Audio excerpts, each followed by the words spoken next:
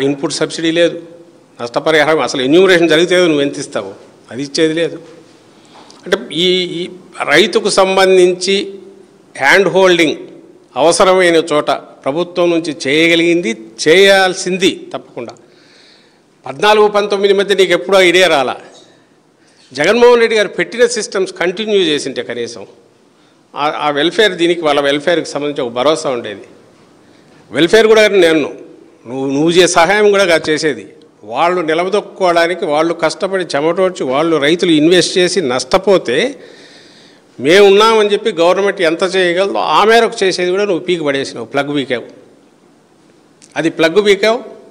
ఈవైపు వాళ్లకు ఉచిత సలహాలు పుండు మీద కారం రాసినట్టు మీరు వరి వేయొద్దు, క్యాన్సర్ వస్తుంది. నిన్నెవడో మంత్రి అనుకుంటా, కన్సర్న్ మంత్రి, డిమాండ్ ఆధారిత పంటలు వేయాలా? అసలు ఏంది గాంధీ నీతి సూత్రాలు స్కూల్లో రాసినట్టు గోడ మీద రాసుకున్నట్టు సత్యమే పలుకోవాలని అన్నట్టు ఎవడు కాదంటాడు ఇవన్నీ. మంచి ఆరోగ్యం ఉండాలంటే ఆర్గానిక్ తింటే బాగుంటుంది అనేది, ఇంకొకటి అనేది. మరి అట్లాంటప్పుడు నువ్వు సెంట్రల్ ఫర్టిలైజర్ పాలసీలు ఏంటి, ఇవన్నీ ఏంటి? రైతులు చేస్తున్న దాన్ని నువ్వు ముందు సపోర్ట్ ఇచ్చి మార్కెట్ ఏదైతే కంట్రోల్లో లేని మార్కెట్ దగ్గర నువ్వు వాళ్ళకి అండదండగా ఉండి ఆ తర్వాత లాంగ్ టర్మ్లో పెట్టు, ఎడ్యుకేట్ చేయి. అది ఎప్పుడు నిరంతరం జరగాల్సింది. నీకు ఆ ఉద్దేశం లేదు కాబట్టి నువ్వు ఇప్పుడు ఎప్పుడైతే మాట్లాడకూడదో, ఇప్పుడు నాకు ఇమ్మీడియట్ జ్వరం 104 టెంపరేచర్ ఉంది, నేను చస్తానో బతుకుతానో తెలియదంటే నువ్వు వచ్చి అసలు జ్వరం రాకుండా ఏం చేయొచ్చు, నువ్వు ఆరోగ్యం ఎట్లా కాపాడుకోవాలా, పొద్దున్నే లేచి యోగా చేస్తే బాగుంటుంది, ఎక్సర్సైజ్ చేయి, ఇవన్నీ చెప్తే ఎట్లా కుదురుతుంది అసలు?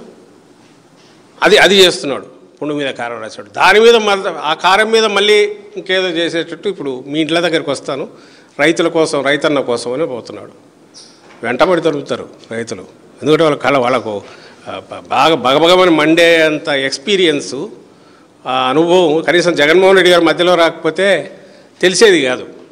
ఆయన ఉన్న 5 ఏళ్ళు చేయగలిగినంత రైతులకు మ్యాక్సిమం ఏ రకంగా హ్యాండ్ హోల్డింగ్ చేస్తూ వచ్చారు, ఒక శాశ్వత భద్రత ఎట్లా కల్పించారు, ఒక భరోసా ఎట్లా కల్పించారు. ఈవెన్ కోవిడ్ టైంలో మా అందరికీ గుర్తుంది, కోవిడ్ టైంలో చిన్న పంట దొండకాయ లాంటివి ఏ చిన్నదైనా సరే రేట్ లేక ఇది అంటున్నారంటే ఇమ్మీడియట్ ఏమైనా చేయగలమా, స్పెషల్ ట్రైన్ వేసి తీసుకుపోగలమా, ఢిల్లీ మార్కెట్కి పంపాలి, ఇంకో మార్కెట్.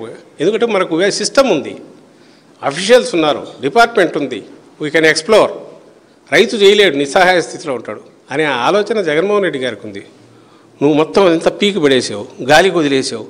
పైగా ఎందుకబ్బా నీకు వ్యవసాయం, నువ్వు దీంతో నువ్వు కష్టపడుతున్నావు, ఇంకోటి చేసుకోవచ్చు కదా అంటావు. లేదా దీనికి ఏమైనా సహాయం ఎక్కువ చేసి సోమరిపోతులు అవుతాయి ఎవరు అని అంటావు. అది ఇది ఆయన అంటే నేననేది క్రూరత్వాలకి పరాకాష్ఠని నేను అనుకుంటాను. Chandrababu Naidu style of doing అనేది ఫెయిల్ కావడం ఒకటి, చేతగా కావచ్చు, లేదా ఇంటెన్షన్ బాగుండి కూడా ఒకసారి కాకపోవచ్చు, అది క్షమించవచ్చు.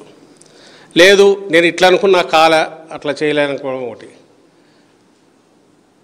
దాని కాక తెలిసి చేయడమే కాకుండా పైగా నీతి మాటలు మాట్లాడడం, ఇంకోటి మాట్లాడి నేను నీకు బ్రహ్మాండంగా చేస్తున్నా, ఎంజాయ్ చేయి, నువ్వు నీ భవిష్యత్తు కూడా బంగారమయం చేస్తున్నావు, చూడు నేను ఎంత బాగా చేస్తున్నాను అని నువ్వు అనగలుగుతున్నావుటే బహుశా అది క్రూరత్వానికి పరాకాష్ఠ అని నాకు అనిపిస్తుంది. నిజంగా రైతుల్లో అంత వ్యతిరేకత ఉంటే ఇప్పుడు వాళ్ళ పార్టీ ప్రోగ్రామ్స్ జరుగుతున్నాయి, వాళ్ళకి ఎక్కడ వ్యతిరేకత కనపడలేదు, కేవలం వైసీపీ రాజకీయ ఆరోపణలు ఏం చేయలేదు రైతులు. మా హయాంలో గడప కట్టి ప్రతి గడప టచ్ చేశారు. పొమ్మని చెప్పండి అట్లా అన్నీళ్ళు ఊర్లలో అన్ని చోట్ల తిరగమనండి. నిన్న ఎవరో అంటున్నారు వీడియో నేను చూపేవాడినేమో, నేను చూపేవాడిని, మీరు చూసింటారేమో. నిన్న ఆయన అచ్చెన్నాయుడు ఎక్కడో మాట్లాడుతున్నారంట, 3 ఉన్నారంట ఎదురుగా. ఆ 3 కూడా టీడీపీ కార్యకర్తలు అనుకుంటా. మీ మీడియాల్లోనే వస్తున్నాయి టీడీపీ వాళ్ళే తిడుతున్నారని. చెప్పి అవును నేను టీడీపీ వాడినే అయినా నష్టపోయాను, ఆయన ఉన్నప్పుడు మాకు గ్యారంటీ, మినిమం గ్యారంటీ ఉండేది, భరోసా ఉండేది జగన్మోహన్ రెడ్డి గారు ఉన్నప్పుడు. ఇప్పుడు అది పీకేయడమే కాకుండా మళ్ళీ హేకిల్ చేస్తున్నారు, హేళన చేస్తున్నారు, అన్యాయంగా మాట్లాడుతున్నారు అని వాళ్ళే అంటున్నారు. పొమ్మని అన్నీళ్ళు తిరగమనండి. విలేజ్ లేకపోతే చంద్రబాబు నాయుడు కానీ ఆయన గ్యాంగ్ ముఠా ఏదైతే ఉందో రకరకాల పేర్లతో ఉండే వాళ్ళందరూ రైతుల ఇళ్లకో మిగిలిన ఇళ్లకు పొమ్మనండి. అమ్మ ఏమేమి చేశాము ఈ సంవత్సరంలో అని చెప్పమనండి. వెంటబడి తరమకపోతే అప్పుడు అడగండి.